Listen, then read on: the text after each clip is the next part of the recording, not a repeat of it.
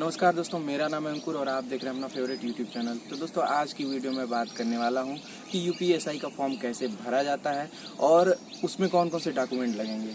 तो चलिए आपको फॉर्म भरते हुए दिखाते हैं, वो भी लाइव। और आप लोग अगर ये वीडियो देख लेंगे तो आप लोगों को फॉर्म भरने में काफ़ी आसानी होगी और आप अपने घर पर भी बैठ के फॉर्म भर सकते हैं। तो चलिए वीडियो को स्टार्ट करते हैं। रजिस्ट्रेशन सेक्शन में न्यू रजिस्ट्रेशन खोलना है और आपको स्लाइड करके आ जाना है नीचे और बॉक्स को क्लिक करके कंटिन्यू कर देना है। फिर आपका खुल जाएगा रजिस्ट्रेशन सेक्शन। अब इसमें आपको टाइटल पे अगर बॉय हैं तो मिस्टर, गर्ल्स हैं तो मिसेस करना है और आवेदक के नाम में अपना नाम डालिएगा। जैसे कि आवेदक के नाम में जो भी नाम है वो पढ़ रहा है और उपनाम में आप लास्ट नाम डालिएगा। अगर कोई कुमार लिखता है तो वो मिडिल नाम में डाल देगा। अपना लिंग चयन कर लीजिएगा और राष्ट्रीयता में सिटीजन ऑफ इंडिया कर दीजिएगा। जीमेल आईडी नंबर और मोबाइल नंबर डाल के ओटीपी आ जाएगा।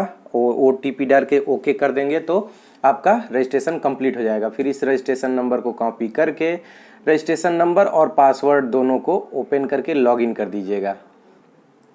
फिर जब कॉपी कर देंगे, जैसे कि आपके सामने दिख रहा होगा कि रजिस्ट्रेशन नंबर वाले बॉक्स में रजिस्ट्रेशन नंबर डाला जाएगा और रजिस्ट्रेशन होने के बाद आपको एक पासवर्ड मिलता है। उस पासवर्ड को पासवर्ड सेक्शन में डालेंगे। दोनों जब पड़ जाएगा तो उसके बाद आपको लॉगिन पे क्लिक कर देना है। लॉगिन के बाद आपके सामने एक नया सेक्शन खुल के आएगा जिसमें आपको जाना है सबसे नीचे और आपको एक बॉक्स है लेफ्ट तरफ, उस पर क्लिक करके ओके कर देना है। फिर आपका नया सेक्शन खुलेगा। अब इसमें आपको जो आगे का डिटेल है वो भरना है। जैसे कि आप यूपी उत्तर प्रदेश के रहने वाले हैं तो यस। अब आपको डालना है अपना मूल निवास प्रमाण पत्र जारी करने वाले उत्तर प्रदेश के राज्य अधिकारी का नाम, मतलब कहाँ से जारी हुआ है। तो देखिए ये जारी हुआ है तहसीलदार बांसगांव से, तो तहसीलदार बांसगांव उसमें लिखा जाएगा। अगर आप जहाँ के भी हैं और जो संस्था जारी की है वो लिखिएगा। अब निवास प्रमाण पत्र जारी करने की तिथि, तो जो निवास प्रमाण पत्र मिलता है उस पर तिथि भी लिखा रहता है, सेम टू सेम वही आपको क्लिक कर देना है। और फिर मूल निवास प्रमाण पत्र क्रमांक संख्या डालना है, जो कि आपके प्रमाण पत्र पे लिखा होगा तो उसको भी आप डाल दीजिएगा। आप किस श्रेणी के हैं, मतलब आप किस जाति के हैं, जनरल में आते हैं, ओबीसी में आते हैं या एससी एसटी में आते हैं, तो उस पर क्लिक कर दीजिएगा। फिर आ जाता है आपका जो जाति प्रमाण पत्र है, मतलब कैटेगरी सर्टिफिकेट, वो कहाँ से जारी हुआ है। तो ये भी तहसीलदार बांसगांव से जारी हुआ है। ये एक कैंडिडेट है जिसका फॉर्म भरा जा रहा है, मैं आपको वो दिखा रहा हूँ। अब फिर इसमें भी आपको प्रमाण पत्र किस डेट को जारी हुआ है ये क्लिक कर देना है, मतलब आप उस पर देख के सेम टू सेम इसमें भर लेंगे। और आपका जो प्रमाण पत्र क्रमांक संख्या है उसको भी उससे देख के अच्छे से फिल कर लेंगे। कोशिश ये करिएगा कि थोड़ा सा केयरफुली भरिएगा ताकि गलती होने की बिल्कुल ही संभावना ना हो, नहीं तो डॉक्यूमेंट वेरिफिकेशन में प्रॉब्लम हो सकती है। फिर आपको आना है इसके नीचे कि आप स्वतंत्रता सेनानी में हैं तो ओके करिए। और ऐसे ही 3-4 ऑप्शन है कि आप कोई गवर्नमेंट जॉब किए हों या नहीं किए हैं, तो अगर किए हो तो यस, नहीं किए हो तो नो में क्लिक कर दीजिए। फिर आपको अपनी जन्म तिथि डालनी है और फिर आपके पिता का नाम डालना है। तो जो भी आपके पिता का नाम है वो पिता का नाम में आप भर दीजिएगा। माता के नाम की जगह पे माता का नाम भर दीजिएगा। फिर आगे नंबर आता है स्थाई पता की, तो जो भी आपका स्थाई पता है जैसे विलेज, पोस्ट, डिस्ट्रिक्ट, थाना, ये सब आपको अच्छे से क्लिक कर देना है। और आपके सामने जैसे दिख रहा होगा जिस कैंडिडेट का फॉर्म भरा जा रहा है उसका जो भी एड्रेस है वो उसमें बाकायदे लिखा जा रहा है। तो स्थाई पता फर्स्ट में आपको विलेज डालना है, उसके बाद सेकंड में आपको पोस्ट डालना है, फिर आपका आ जाएगा आप किस प्रदेश के रहने वाले हैं, और उसके बाद आपको चूज करना है अपना डिस्ट्रिक्ट और फिर स्थाई पता आपका जो शहर है या गांव है वो कर देना है। तो जैसे जो आपका कस्बा मतलब ब्लॉक है वो डाल दीजिएगा। फिर स्थाई पता का जो पिन कोड है वो डाल दीजिएगा। इतना डालने के बाद जो नीचे आप आएंगे पत्र व्यवहार का पता, तो सेम पे क्लिक कर दीजिएगा अगर दोनों सेम होगा तो। अब बात आ जाती है पोस्ट प्रेफरेंस की। तो अगर आप बीए किए हुए हैं तो पहले पे सिविल पुलिस और दूसरे पे प्लाटून कमांडर भरेंगे और तीसरे पे नन करेंगे। अगर आप बीएससी किए हैं तो दोनों पे सेम रहेगा और तीसरे पे आप फायर का सिलेक्शन कर दीजिएगा। उसके बाद सेव एंड कंटिन्यू पे क्लिक कर दीजिएगा। फिर आपके सामने खुल के आएगा एक नया फ़ॉन्ट जिस पे आपको चयन करना है कि आपने अपना हाई स्कूल किस बोर्ड से किया हुआ है। तो ये candidate Uttar Pradesh UP board से किया हुआ है तो यूपी बोर्ड पे क्लिक हो जाएगा। जैसा कि आप देख रहे हैं सर्च बार में सर्च किया जा रहा है। अब उसके बाद आपको उस पर लिखना है कि आप किस महीने और किस उसमें आपका रिज़ल्ट आया है। तो आपके जो मार्कशीट है उस पर लिखा रहता है कि किस सन में पास हैं, और उस पर डेट भी लिखा रहता है, तो वो आपको भर देना है। और आपको अपना रोल नंबर डाल देना है, जो कि आपके मार्कशीट पर लिखा रहता है। रोल नंबर डालने के बाद आपको जो अनुक्रमांक है वो डालना है, मतलब जो सीरियल नंबर होता है उसका प्रमाण पत्र क्रमांक जिसको बोल सकते हैं। इतना डालने के बाद आपको आना है 12th पे। 12th में भी आपको बोर्ड का सिलेक्शन करना है, जिस बोर्ड से आप पास हों। उसके बाद आपको जो उसका रिजल्ट डेट है और जो सन है वो आपको फिल करना है, जैसा कि आपके सामने दिख रहा होगा कि फिल किया जा रहा है। फिर आपको रोल नंबर चूज कर लेना है, तो रोल नंबर में जो आपका रोल नंबर होगा वो रोल नंबर डाल दीजिएगा। फिर उसके बाद आता है प्रमाण पत्र क्रमांक संख्या, तो उसमें प्रमाण पत्र क्रमांक संख्या डाल दीजिएगा। फिर आ जाता है उसके बाद ग्रेजुएशन का, तो आप जो भी डिग्री पास किए हो वो डाल दीजिएगा। जैसे कि ये कैंडिडेट बीए पास है और जिस यूनिवर्सिटी से पास है उस यूनिवर्सिटी का नाम लिख दीजिएगा। जैसे कि यहाँ से डीडीयू यूनिवर्सिटी है तो डीडीयू यूनिवर्सिटी लिख देंगे। अब इसमें जब आप पास हुए हैं तो मार्कशीट पे आपके लिखा होगा कि आप किस सन और किस डेट को पास हुए हैं, तो आपको किस सन और किस महीने में पास हुए हैं तो आपको वो सन और वो महीना क्लिक कर देना है, जैसा कि आपको जूम करके हम दिखा रहे हैं। इसी में बहुत से बच्चों को दिक्कत आ रही थी कि क्या भरना है क्या नहीं भरना है, तो आप लोग ध्यान से देख लीजिएगा। इसमें लिखा है month and year of passing, मतलब आप किस महीने में और किस सन में पास हैं, तो आपको ये क्लिक कर देना है। उसके बाद आपको जो बीए का रोल नंबर है रोल नंबर डालना है। रोल नंबर आपके सामने दिख रहा होगा, रोल नंबर सेक्शन में रोल नंबर पड़ जाएगा। उसके बाद आना है प्रमाण पत्र, मतलब इसमें क्या है, जो आपका सर्टिफिकेट है जिसको उपाधि कहते हैं उसका जो सीरियल नंबर है वो आपको डालना है। प्रमाण पत्र क्रमांक का मतलब होता है कि सर्टिफिकेट नंबर, तो आपको सर्टिफिकेट नंबर डाल देना है। इसमें गलती बिल्कुल ना करिएगा, क्योंकि इसमें बहुत से बच्चों को लेके इस चीज़ को लेके बहुत से बच्चों के अंदर कन्फ्यूजन था, तो मैंने आपको अच्छे से बता दिया है कि इसमें आपको क्या भरना है। तो आप आराम से देख के अपने सर्टिफिकेट नंबर का प्रमाण पत्र क्रमांक संख्या इसमें भर दीजिएगा। फिर चलते हैं इसके नीचे वाले सेक्शन में कि इसके आगे क्या क्या है। तो आपके सामने इसमें दिख रहा होगा, अगर आप ओ लेवल सर्टिफिकेट है तो यस करिए, नहीं तो नो करिए।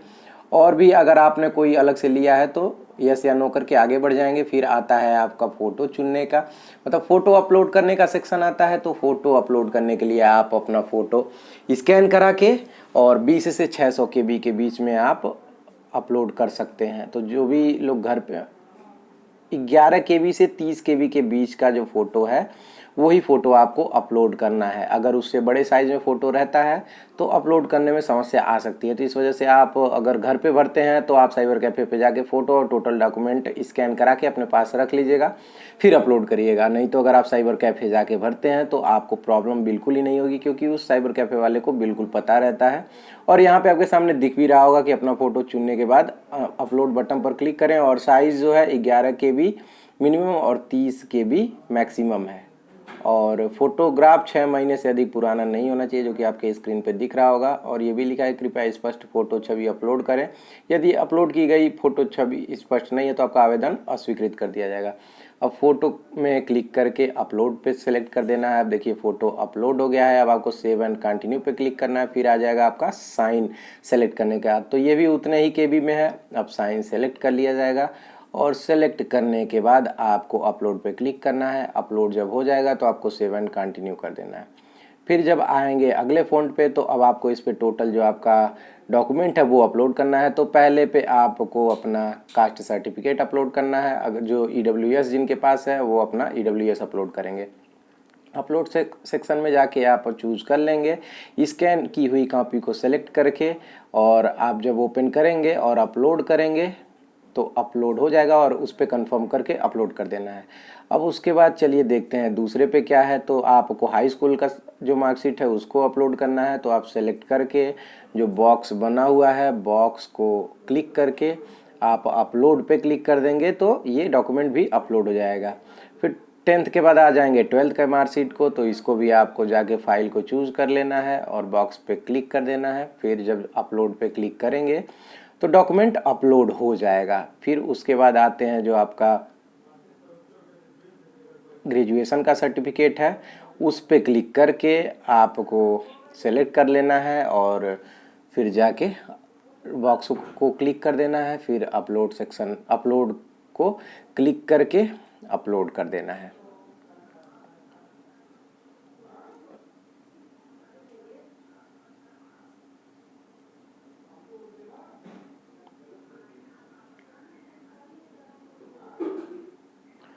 तो जैसा कि आप लोग देख रहे होंगे कि इसमें जो ग्रेजुएशन का सर्टिफिकेट है वो अभी फ़िलहाल स्कैन नहीं हुआ था, तो उसको स्कैन करने के बाद फिर से अपलोड वाले सेक्शन में जाके अपलोड किया जाता है। और उसके बाद मूल निवास प्रमाण पत्र जो आपका है, जो लोग भी अगर उनको छूट चाहिए तो वो उन निवास प्रमाण पत्र को अपलोड कर देंगे। मतलब आपको अपलोड करना ही है, आप अपलोड सेक्शन में जाके अपलोड कर देंगे और फिर आपको जाके सब डॉक्यूमेंट अपलोड करने के बाद आपको टोटल डॉक्यूमेंट एक बार रीचेक करना है कि आप लोगों ने सही चीज़ों को अपलोड किया है कि नहीं।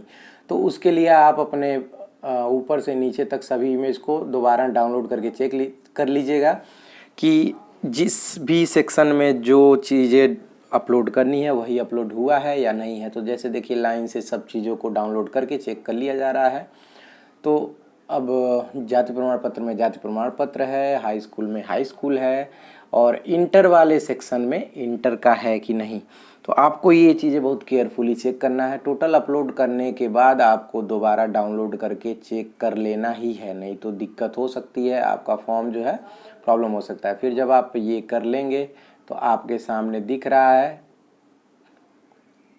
तो ये करने के बाद जब आप ओके करके सामने आएंगे तो फिर आपके सामने ये एक बार चेक कर लेना है कि आपने टोटल डिटेल क्लियर भरा है या नहीं भरा है।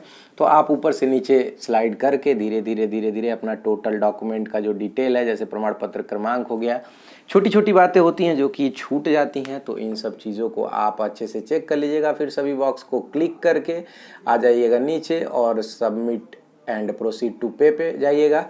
फिर जब आप सबमिट करेंगे तो फिर आ जाएगा पैसा पेमेंट करने के लिए। तो आप जैसे भी चाहिए पैसा पेमेंट कर सकते हैं, नेट बैंकिंग यूज कर सकते हैं, यूपीआई यूज़ कर सकते हैं। और जैसा कि देख रहे हैं ये साइबर कैफ़े पे फॉर्म भरा जा रहा है, तो वो नेट बैंकिंग से पेमेंट कर रहा है। पेमेंट करने का प्रोसेस बड़ा ही आसान है। आप पेमेंट सेक्शन में जाएंगे, क्लिक करके अपना टोटल जो जिससे पेमेंट करना है उसका डिटेल भरेंगे, फिर ओके कर देंगे। फिर आपके सामने कुछ ऐसा खुल के आएगा। उसके बाद आप जब पेमेंट करेंगे तो OTP आएगा। OTP जब आप उस पर डाल के कंफर्म कर देंगे, मतलब देखिए ये सामने पेमेंट ऑलरेडी पेमेंट आपको दिख रहा होगा, तो कंफर्म पे जब जाएंगे तो आपका जो पेमेंट है ऐसे कुछ उसका रसीद सामने दिख जाएगा। फिर आप अपने रसीद को प्रिंट करा लीजिएगा और जब ये सेक्शन कंप्लीट हो जाएगा तो उसके बाद आपका जो फॉर्म है वो खुल के कुछ ऐसे आ जाएगा, जैसे कि आपको सामने दिख रहा होगा। जब आप गो टू डैशबोर्ड पे गए होंगे तो देखिए यहाँ से एप्लीकेशन फॉर्म डाउनलोड करने का ऑप्शन आपको मिलेगा। तो आप एप्लीकेशन फॉर्म को डाउनलोड करके, अगर आप घर पे करते हैं तो करके रख लीजिएगा और साइबर कैफ़े पे करते हैं तो वो क्लिक करके आपको प्रिंट करके आपको दे देगा। तो देखिए ये जो पेमेंट रिसिप्ट है वो प्रिंट कर रहा है और इसके बाद जो फॉर्म है उसको भी प्रिंट कर रहा है। तो आपके सामने देखिए फॉर्म दिख रहा होगा। अब इसको प्रिंट करके आप रख लीजिएगा, क्योंकि जब डॉक्यूमेंट वेरिफिकेशन होता है तो उस समय तक अगर वैकेंसी लेट होती है तो प्रॉब्लम हो जाती है। तो कुछ लोगों को समस्या हो सकती है अगर आप इसको नहीं रखते हैं। तो आप अभी प्रिंट करा के इसको अपने पास में बिल्कुल रख लीजिएगा, नहीं तो दिक्कत हो सकती है। तो गाइस आप लोग अच्छे से समझ गए होंगे कि फॉर्म को कैसे भरना है। अभी तक यूट्यूब पे किसी ने पूरा फॉर्म भर के नहीं अपलोड किया था, तो मैं सोचा कि आप लोगों के सामने एक बार पूरे वीडियो को दिखा दूं, ताकि आप लोग अगर घर पे भी भरना चाहते हैं तो आराम से भर सकते हैं। तो दोस्तों उम्मीद है कि आप लोग बहुत अच्छे से समझ गए होंगे कि फॉर्म कैसे भरना है। तो दोस्तों आई होप कि आप लोग को वीडियो देख के ये अच्छे से समझ में आ गया होगा कि फॉर्म को कैसे भरा जाना है। और जो लोग ग्रेजुएशन में BA किए हैं वो लोग पोस्ट प्रेफरेंस को कैसे चुनेंगे, और जो लोग BSc किए हैं वो लोग पोस्ट प्रेफरेंस को कैसे चुनेंगे। तो आप लोग वीडियो देख के ही फॉर्म को भरिएगा। और जितने लोग चैनल में नए जुड़े हैं वो लोग चैनल को सब्सक्राइब करें, और जिन भी दोस्तों को ये वीडियो पसंद आता है वो लोग इस वीडियो को लाइक करें। तो चलिए मिलते हैं नेक्स्ट वीडियो में, तब तक के लिए जय हिंद, वंदे मातरम।